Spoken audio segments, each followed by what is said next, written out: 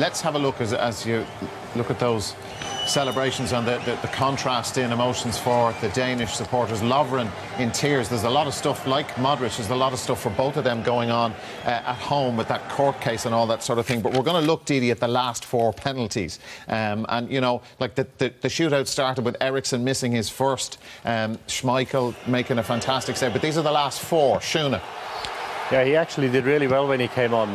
They all are comfortable. They're all off the line. Yeah, in comfortable height. Yeah, but they're half a yard. If you move, you've got to move. You can't wait till he takes the spot kick before you move. You've got to go slightly before, otherwise you won't have much chance of saving them. You see, no, we get a bit cross about this because we go back to the under-17s, Ireland and the Netherlands, and a young man called Jimmy Corcoran, and the penalty shootout to decide who goes into, wasn't it the semi-final or the quarter-final? I can't quite remember, but the referee with the key penalty in the shootout ordered, and Corcoran saved it. He was off his line, but the referee ordered that it be retaken. We saw the referee, and we were bigging up this guy, Pitana, but we saw the referee warn both goalkeepers before the shootout started, do not move off your line, and they're out nearly shaking hands with the penalty takers. It's difficult to know, given the rule exists, given that the referees warned the goalkeepers, and given that some of the infringements were quite obvious. I mean, there are a load of decisions, you know, when we discuss the impact of VAR or the performance of officials, there are a lot of issues where there's subjective calls are required. I'll see one thing, Keith and Didi will see something else.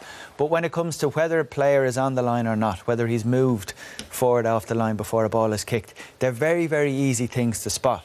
Like there's no interpretation required. No. And the position of the referee and the position of the assistant referees on the end line, they're all ideally placed to make the blindingly obvious call. And the rule is very clear. There's no context allowed or to consider. You've got to take every penalty. You know, but you've got to enforce the law. You've got to enforce the rule. Penalties have been taken for 30 years, and the movement is obviously towards the ball to narrow the angle. Now, if you look at where these penalties are saved, it's half a yard off the line. If you say they can't move till the ball is struck, you've got to retake every penalty. We'll be here all night. Yeah.